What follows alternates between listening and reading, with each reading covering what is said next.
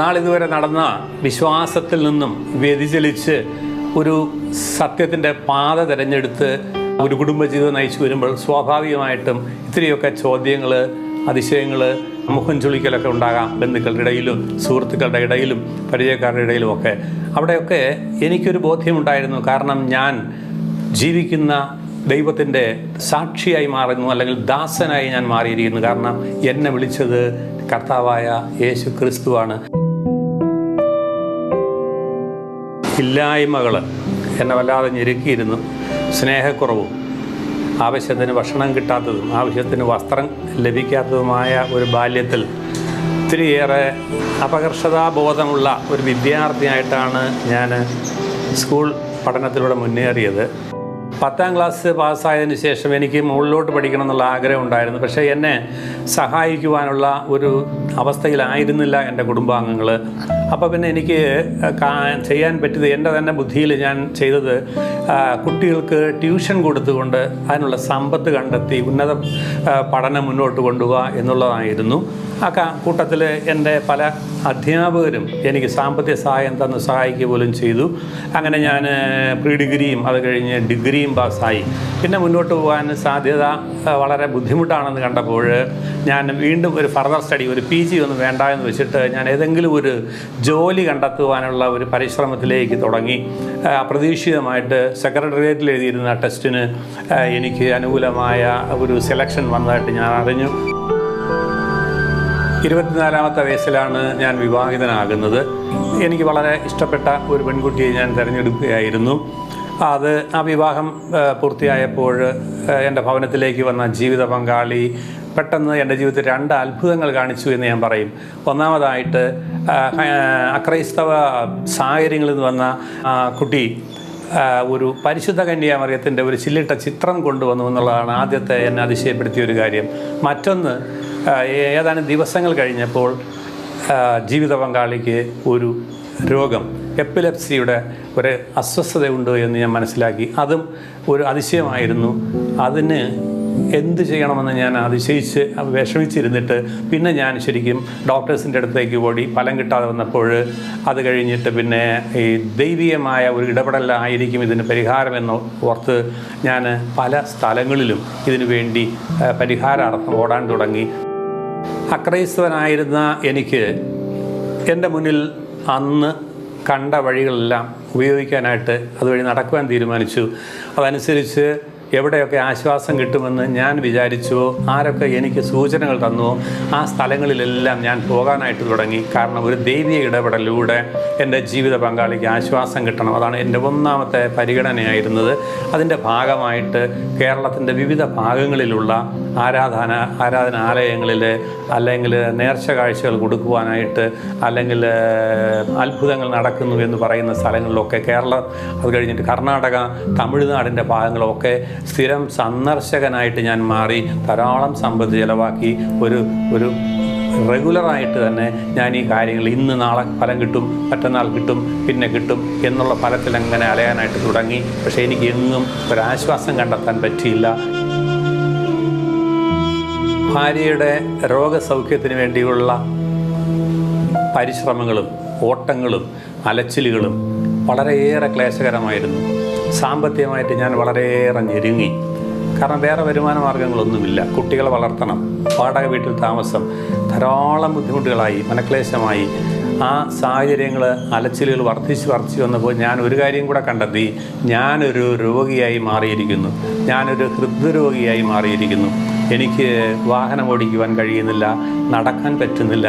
എന്തിന് 5-6 പടികൾ ചവിട്ടി കയറാൻ പോലും പറ്റാത്തൊരവസ്ഥയിലേക്ക് ഞാൻ ഞെരുങ്ങാനായിട്ട് തുടങ്ങി. ചുരുക്കം പറഞ്ഞാൽ ഞാൻ ഓഫീസിൽ നിന്ന് ലീവ് എടുത്ത് വീട്ടിൽ കിടപ്പായി. കാരണം ഓഫീസിലെ 5-6 പടികൾ കയറി ഞാൻ ഇരിക്കുന്ന സ്ഥലത്ത് പോവുക ക്ലേശകരമായിട്ട് അനുഭവപ്പെട്ടു. അപ്പോൾ വേദന അനുഭവപ്പെടും. ആ സമയത്ത് ഞാൻ ലീവ് എടുത്ത് വീട്ടിൽ വിശ്രമിക്കുവാനായിട്ട് തുടങ്ങി. എന്ത് ചെയ്യണമെന്നറിയില്ല. ആകെ ക്ലേശത്തിലായി. ഭയം എന്നെ വല്ലാതെ പിടികൂടി. ഒരു 40 വയസ്സോളം ഒരു അക്രൈസ്തവ ആത്മീയതയിൽ വളർന്ന് അതിൻ്റെ വഴികളിലൂടെ നടന്ന് അവിടെ ദൈവത്തെ കണ്ടെത്താമെന്ന് ആഗ്രഹിച്ച് അവിടെ പരിശ്രമങ്ങളും സമർപ്പണങ്ങളും ഒക്കെ നടത്തി വന്നിരുന്ന എനിക്ക് മറ്റൊരു വഴിയെപ്പറ്റി ചിന്തിക്കാൻ ഉണ്ടായിരുന്നില്ല. ഈ സമയത്ത് ഞാൻ എല്ലാ വഴിക്കും ഞെരുക്കപ്പെട്ട് എനിക്കൊരു വിടുതലില്ലാതെ ഞാൻ വഴിമുട്ടി അവസാനം വെളിച്ചമില്ലാത്ത ഒരു ടണലിൻ്റെ എൻഡിൽ നിൽക്കുന്നത് പോലെ നിൽക്കുമ്പോഴാണ് എനിക്കൊരു സൂചന, ഒരു ഏറ്റവും വേണ്ടപ്പെട്ട ഒരു ക്രൈസ്തവ സഹോദരനിൽ നിന്ന് വരുന്നത്. ഞാൻ ഈ അവസ്ഥയിൽ നിന്നും പുറത്തു വരുവാൻ എൻ്റെ എല്ലാ പ്രശ്നങ്ങൾക്കും പരിഹാരമായിട്ട് ഒരു കാര്യം അദ്ദേഹം എന്നോട് നിർദ്ദേശിച്ചു, അത് സ്വീകരിച്ചാൽ മതി. അതായത് തൃശ്ശൂർ പോയി ഒരു ധ്യാന കേന്ദ്രത്തിൽ പോയിട്ട് ഒരു ക്രിസ്തീയ ധ്യാനത്തിൽ പങ്കെടുക്കുക. ഉറപ്പായിട്ടും ജീവിത പങ്കാളിക്ക് സൗഖ്യം കിട്ടും, എൻ്റെ രോഗാവസ്ഥയിൽ നിന്ന് വിടുതൽ വീഴും, മറ്റ് പല മേഖലകളും തുറക്കപ്പെടും. അദ്ദേഹം സ്വന്തം അനുഭവങ്ങൾ എൻ്റെ മുമ്പിൽ അവതരിപ്പിച്ചു. എനിക്ക് പെട്ടെന്ന് അതങ്ങോട്ട് സ്വീകരിക്കാൻ പറ്റില്ല. കാരണം എനിക്ക് ഈ ക്രിസ്തീയ ആധ്യാത്മികതയെപ്പറ്റി യാതൊരു ബോധ്യവുമില്ലായിരുന്നു. മാത്രമല്ല, എൻ്റെ ജീവിതത്തിൽ ഇടപെട്ടുകൊണ്ടിരുന്ന പല ക്രൈസ്തവ സഹോദരങ്ങളെ ഞാൻ പണ്ടേ വിലയിരുത്തുമായിരുന്നു. അവരിൽ ഞാൻ കാണുന്ന ഞാൻ ആഗ്രഹിച്ച അല്ലെങ്കിൽ ഇന്ന് ഞാൻ അനുഭവിക്കുന്ന ഒരു നന്മയും പ്രകടമായിട്ട് വലുതായിട്ട് എനിക്ക് അന്ന് കാണാനായിട്ട് പറ്റിയില്ല. അതുകൊണ്ട് ആദ്യം ഞാൻ ശങ്കിച്ചു.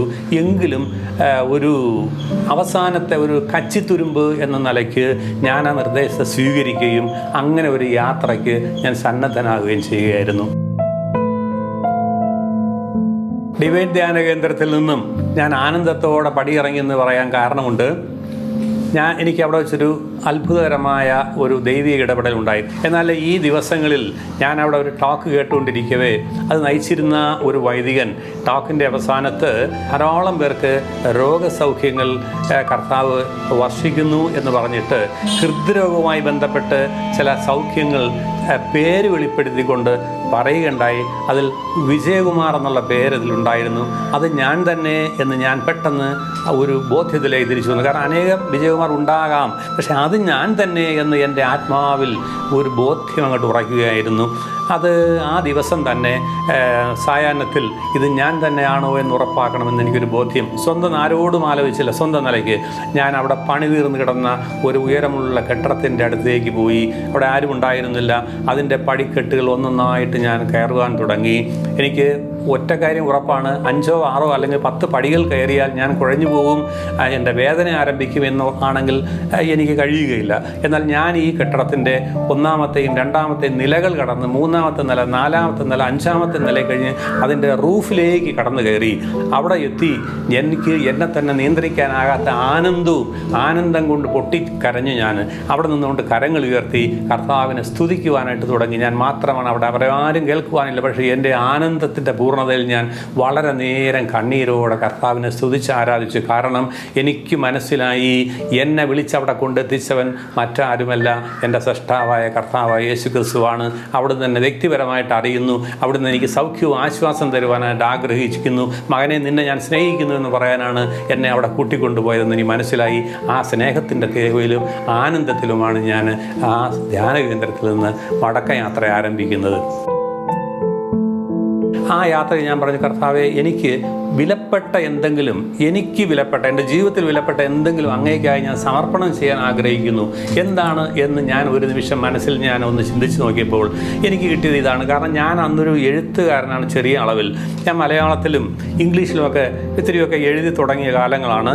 അത് പത്രമാസികളിലൊക്കെ അടിച്ചു വരികയും അതിന് പ്രതിഫലം ലഭിക്കുകയും ധാരാളം പേര് ഇതിനെ വായിച്ചിട്ട് അംഗീകരിക്കുകയും കയ്യടി തരികയും പ്രോത്സാഹിപ്പിക്കുകയും പ്രതിഫലം കിട്ടുകയൊക്കെ ചെയ്തിരുന്ന കാലമാണ്. അപ്പം ഞാൻ കർത്താവിനോട് പറഞ്ഞു, കർത്താവ്, എനിക്ക് ഏറ്റവും വിലപ്പെട്ടത് ഇതാണ് എൻ്റെ ജീവിതത്തിൽ, ഇതിനെ ഞാനിത് അങ്ങേക്ക് സമർപ്പിക്കുന്നു. ഞാനിനി ഒരിക്കലും മനുഷ്യ പ്രശംസയ്ക്കോ സമ്പത്തിനോ മറ്റുള്ളവരുടെ ഒരു കയ്യടിക്കോ വേണ്ടി ഞാൻ ഇനി ഒരിക്കലും എഴുതുകയില്ല. ഞാൻ എന്തെങ്കിലും എഴുതുന്നുവെങ്കിൽ അങ്ങയുടെ നാമത്തിൻ്റെ മഹത്വത്തിന് വേണ്ടി മാത്രമേ എഴുതുകയുള്ളൂ എന്ന് ആ മടക്കയാത്രയിൽ 1997 ഞാൻ കർത്താവിന് വാക്ക് കൊടുത്തു. ക്രിസ്തു അനുഭവത്തിന് ശേഷം ഞാൻ ഭവനത്തിലേക്ക് വന്ന് എൻ്റെ അനുഭവം പങ്കുവച്ചപ്പോൾ, അതായത് ഒരു ചെറിയൊരു നീർച്ചാല് പോലെ ഒരു ക്രിസ്തീയ വിശ്വാസം ഒരു ഭാഗത്തെങ്ങോ മാത്രം ഉണ്ടായിരുന്ന എൻ്റെ ജീവിത പങ്കാളി ആവേശത്തോടെ അതിലേക്ക് കടന്നു വരാൻ ആഗ്രഹിച്ചു. അതിൻ്റെ ഭാഗമായിട്ട് എൻ്റെ ജീവിത പങ്കാളി മറ്റൊരു ധ്യാനത്തിന് പോയി. ആ ധ്യാനത്തിന് ശേഷം എൻ്റെ ജീവിത പങ്കാളിക്ക് ആ ജീവിതത്തെ തകർത്ത് കശക്കിക്കൊണ്ടിരുന്ന ആ രോഗത്തിൽ നിന്ന് വലിയ വിടുതലുണ്ടായി. പിന്നെ മരുന്ന് കഴിച്ചാൽ ഫലിക്കുമെന്നുള്ള നിലയിലേക്ക് വന്നു. ഇന്ന് പൂർണ്ണമായ സ്വാതന്ത്ര്യത്തിലേക്കാണ് ഒരു സാധാരണ ജീവിതം നയിക്കുവാനായിട്ട് എൻ്റെ ജീവിത പങ്കാളിക്ക് കഴിയുന്നു. കത്തോലിക്ക സഭയിൽ എൻ്റെ കൂടെ ധാരാളം സുഹൃത്തുക്കൾ ഞാൻ മനസ്സിലാക്കിയപ്പോൾ അവർ വിശുദ്ധ ബലിയിൽ പങ്കെടുത്താണ് അവർ പൂർണ്ണതയിൽ നിലനിൽക്കുന്നത്. കാരണം ദൈവത്തിൻ്റെ കർത്താവായ യേശു ക്രിസ്തുവിൻ്റെ ശരീരവും രക്തവും അനുദിനം അവർ സ്വീകരിച്ച് ആത്മാവിൻ്റെ ഭോജനമാക്കുന്നു. അങ്ങനെയെങ്കിലേ നിലനിൽപ്പുള്ളൂ, അങ്ങനെയുണ്ടെങ്കിലേ വളർച്ചയുള്ളൂ, അങ്ങനെ ഉണ്ടെങ്കിലേ ഫലം പുറപ്പെടുവിക്കാനുള്ളൂ. അപ്പോൾ എനിക്കും അത് ആവശ്യമാണ്. അങ്ങനെ എൻ്റെ നിർബന്ധം പ്രകാരം ഞാൻ ധാരാളം സുഹൃത്തുക്കളെ നിർബന്ധിച്ച്, പ്രാർത്ഥനാ ഗ്രൂപ്പ് ലീഡേഴ്സിനെയൊക്കെ നിർബന്ധിച്ച് എനിക്ക് ഒരു സ്നാനാനുഭവം വേണം എന്ന് ഞാൻ ശഠിച്ച് നടന്നു. അങ്ങനെ അത് ക്രമപ്പെടുത്തപ്പെട്ടു. ഞാനും എൻ്റെ ജീവിത പങ്കാളിയും 2 ആൺമക്കളും അങ്ങനെ ഏകദേശം 1 വർഷത്തിന് ശേഷം 1998 കത്തോലിക്ക സഭയിൽ ജ്ഞാനസ്നാനം സ്വീകരിച്ച് സഭയുടെ ഭാഗമായി ആ സഭയിൽ നിന്നും ലഭിക്കുന്ന കർത്താവിൻ്റെ അനുഗ്രഹങ്ങളുടെ പൂർണ്ണത അതോടുകൂടി സ്വീകരിക്കുവാനുള്ള അവകാശികളായിട്ട് ഞങ്ങൾ മാറുകയും ചെയ്തു. ഈ ബൈബിൾ പാരായണം തുടങ്ങിയതിന് ശേഷം, മറ്റ് പലതും പഠിച്ചതിന് ശേഷം എനിക്ക് ഒരൊറ്റ സംശയവും അവശേഷിച്ചില്ല. ഒരൊറ്റ പേരിൽ വന്ന് നിന്നു. കാരണം എനിക്ക് ഒരു മാതൃകാ പുരുഷൻ എൻ്റെ മുമ്പിൽ പ്രത്യക്ഷപ്പെട്ടു. അത് മറ്റാരുമല്ല, സെയിൻറ്റ് പോൾ. സഭയ്ക്കെതിരായി ദ്രോഹം ചെയ്യാനുള്ള ലക്ഷ്യത്തോടുകൂടി സന്നാഹങ്ങളോടുകൂടി യാത്ര ചെയ്യുന്ന മനുഷ്യനെ മധ്യാഹ്നത്തിൽ ഉദ്ധിതനായ കർത്താവായ ഈശോ സ്പർശിച്ചു. ആ നിമിഷം അദ്ദേഹം യാത്ര അവസാനിച്ചു. 3 ദിവസത്തെ നിശബ്ദതയ്ക്ക് ശേഷം അദ്ദേഹത്തോട് സംസാരിച്ച കർത്താവിൻ്റെ സ്നേഹം തിരിച്ചറിഞ്ഞ് ഒരു വിശുദ്ധനെ കൊണ്ട് അദ്ദേഹത്തിന് ഒരു കൈവെപ്പ് കർത്താവ് നൽകിച്ചു. അതിനുശേഷം അദ്ദേഹത്തിൻ്റെ കണ്ണുകൾ തുറന്നു. പുതിയ മനുഷ്യനായി ആ സാവൂൾ. അതാണ് പൗലോസ്, സെയിൻറ്റ് പോൾ. ഈ സെയിൻറ്റ് പോളിനെയാണ് എനിക്ക് അനുകരിക്കാനുള്ളത്. മറ്റാരും എനിക്കൊരു നല്ല മാതൃകയായിട്ട് എൻ്റെ ഹൃദയത്തിൽ വന്നില്ല.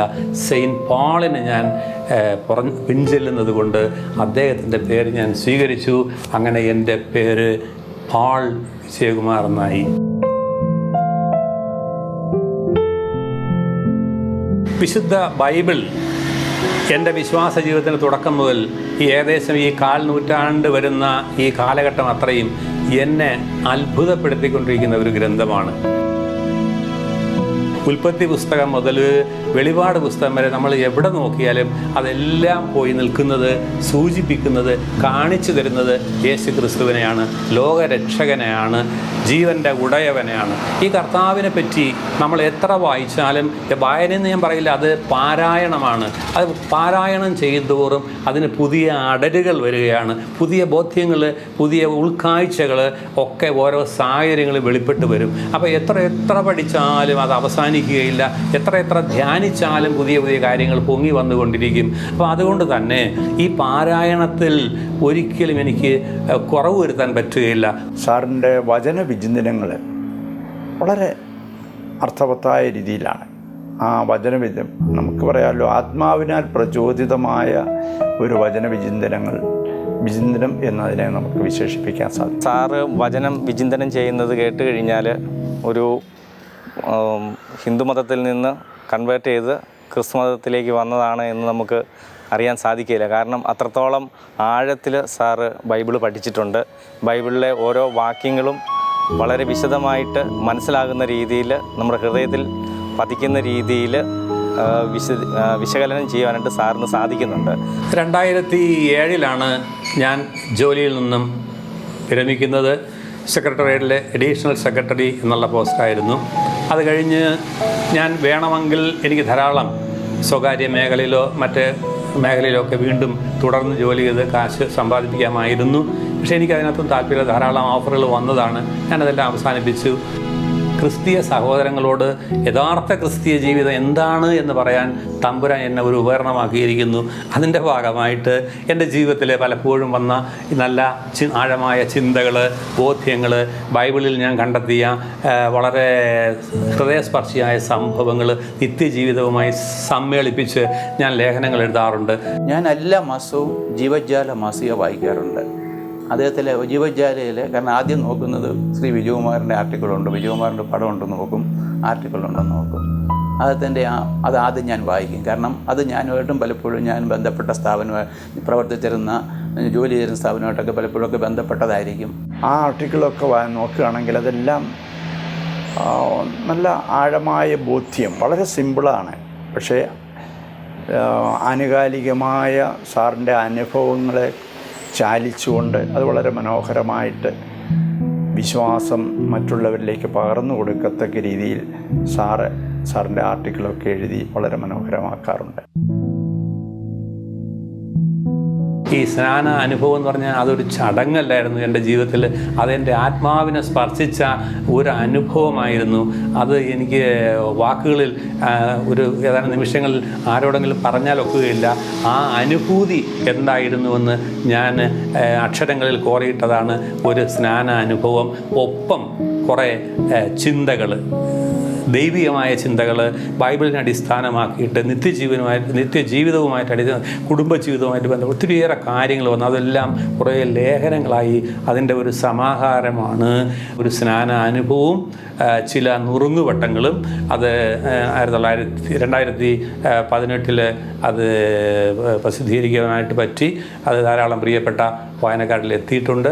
സാറിൻ്റെ തന്നെ വ്യക്തിപരമായ ഒരു ഹിസ്റ്ററി പോലെ ഒരു അല്ല ജീവിത സംഭവങ്ങൾ ആസ്പദമാക്കിയ ഒരു പുസ്തകം ഇറക്കിയിരുന്നു.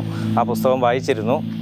അപ്പോൾ അതൊക്കെ വായിച്ചു കഴിഞ്ഞപ്പോൾ സാറിനെ കൂടുതൽ എനിക്ക് മനസ്സിലാക്കുവാൻ സാധിച്ചു. എത്രത്തോളം പ്രയാസങ്ങളും ബുദ്ധിമുട്ടുകളും തൻ്റെ ജീവിതത്തിൽ ഉണ്ടായിട്ടും ആ ദൈവത്തിലുള്ള വിശ്വാസം, യേശുവിൽ അടിയുറച്ച ആ വിശ്വാസത്തിൽ തന്നെ ഉറച്ചു നിന്നു എന്നുള്ളത് പ്രശംസിക്കേണ്ട ഒരു കാര്യം തന്നെയാണ്. എൻ്റെ ജീവിതത്തിൽ വലിയ പ്രചോദനം നൽകുന്ന വലിയ ഒരു ശക്തി സ്രോതസ്സായ ഒരു ദൈവവചനം എൻ്റെ മനസ്സിൽ ഇപ്പോൾ വരുന്ന ഇതാണ്. കൊറിന്ത്യർക്കുള്ള 1-ാം ലേഖനം 10-ാം അധ്യായം 13-ാം വാക്യം. അതാണ്: നിങ്ങളുടെ ശക്തിക്ക് അതീതമായ പ്രലോഭനങ്ങൾ ഉണ്ടാകുവാൻ അവിടുന്ന് അനുവദിക്കുകയില്ല. പ്രലോഭനങ്ങൾ ഉണ്ടാകുമ്പോൾ അതിനെ അതിജീവിക്കാനുള്ള ശക്തി അവിടുന്ന് നൽകുകയും ചെയ്യും. നേരത്തെ ഞാൻ സൂചിപ്പിച്ചതുപോലെ തന്നെ ജീവിതത്തിൽ പ്രശ്നങ്ങൾ ഉണ്ടാകാറുണ്ട്, പ്രതിസന്ധികൾ ഉണ്ടാകാറുണ്ട്, ഞെരുക്കങ്ങൾ ഉണ്ടാകാറുണ്ട്. ഇതെല്ലാം എൻ്റെ ശക്തിക്ക് അതീതമായിട്ട് വരാൻ ദൈവം അനുവദിക്കാറില്ല. എനിക്കിത്തിരി ബലഹീനതകളുണ്ട്, എൻ്റെ സാഹചര്യങ്ങൾ എല്ലാം ഉണ്ട്. ഇത് അറിഞ്ഞ തമ്പുരാൻ അതനുസരിച്ചേ അനുവദിക്കുകയുള്ളൂ.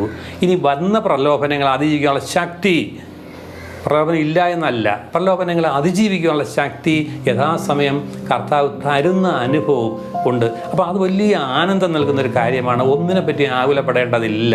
കാരണം നാളെ എന്താകും, മറ്റന്നാൾ എന്താകും, ഇതെങ്ങനെ പരിണമിക്കും, ഇതൊന്നും എനിക്കിപ്പോൾ ആകുലമില്ല. കാരണം ഈ വചനം അനുനിമിഷം എന്നെ നയിച്ചുകൊണ്ടിരിക്കുന്നു, അനുനിമിഷം എന്നെ ശക്തിപ്പെടുത്തിക്കൊണ്ടിരിക്കുന്നു, എനിക്ക് പ്രത്യാശ നൽകിക്കൊണ്ടിരിക്കുന്നു.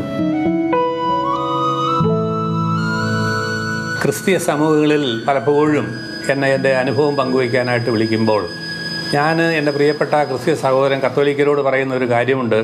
നിങ്ങൾ ഓരോരുത്തരും അമ്മയുടെ കയ്യിലിരിക്കുന്ന ചെറുപ്രായത്തിൽ ജ്ഞാനസ്നാനം സ്വീകരിച്ചവരാണ്. ചുരുക്കം പറഞ്ഞാൽ സ്വർഗീയ പ്രകാശം അന്ന് മുതൽ ധരിച്ചവരാണ്. അന്ന് മുതൽ ഇന്ന് വരെ നിങ്ങൾ പ്രകാശത്തിൻ്റെ മധ്യയാണ്. ഞാനാണെങ്കിലോ ജീവിതത്തിൻ്റെ മധ്യഭാഗം വരെ ഏകദേശം അന്ധകാരത്തിൽ കഴിഞ്ഞിട്ട് ഇപ്പോൾ മാത്രം പ്രകാശത്തിലേക്ക് വന്നവരാണ്. അതുകൊണ്ട് പ്രകാശത്തിൻ്റെ മഹത്വം എന്താണെന്ന് നിങ്ങളെക്കാളും എനിക്ക് കൂടുതൽ നന്നായിട്ട് അറിയാമെന്ന് ഞാനിങ്ങനെ ഭംഗിയന്ത്രേണ പറയാറുണ്ട്. അപ്പോൾ അത് അവരുടെ ഹൃദയങ്ങളിൽ സ്പർശിക്കും. യഥാർത്ഥ ക്രിസ്തീയ ജീവിതം വചനാത്മകമായി നയിച്ചില്ലെങ്കിലുള്ള കുറവുകളെ പറ്റി ഞാൻ അവർക്ക് ബോധ്യപ്പെടുത്തുകയാണ് ചെയ്യുന്നത്. വിശ്വാസ ജീവിതം ആരംഭിച്ച നാൾ മുതൽ എൻ്റെ ഉള്ളത്തിൽ വാഴുന്ന പരിശുദ്ധാത്മാവായ ദൈവം എൻ്റെ കൂടെ ഉണ്ട് എന്നുള്ള ബോധ്യം നിരന്തരം നൽകിക്കൊണ്ടിരിക്കുന്നു. ഞാൻ മുന്നോട്ട് പോകുമ്പോൾ, ഇടത്തോട്ടോ വലത്തോട്ടോ തിരിയുമ്പോൾ ഇതാണ് വഴി, ഇതിലേ പോവുക എന്ന സ്വരം, ബോധ്യം എന്നെ നിരന്തരം നയിച്ചുകൊണ്ടിരിക്കുന്നത് കൊണ്ട് മാനുഷിക ബുദ്ധിയിൽ ആശ്രയിച്ച് എന്തെങ്കിലും ചെയ്ത് അബദ്ധത്തിൽ ചാടേണ്ട കാര്യം എനിക്കില്ല. ഈ നയിക്കപ്പെടുന്ന പാതയിലൂടെ ജീവിതം മുന്നോട്ട് കൊണ്ടുപോയി പൂർത്തിയാകാനാകുമെന്നുള്ള വലിയ പ്രത്യാശയോടെ ഞാൻ സംതൃപ്തനായിട്ട് മുന്നേറിക്കൊണ്ടേയിരിക്കുന്നു.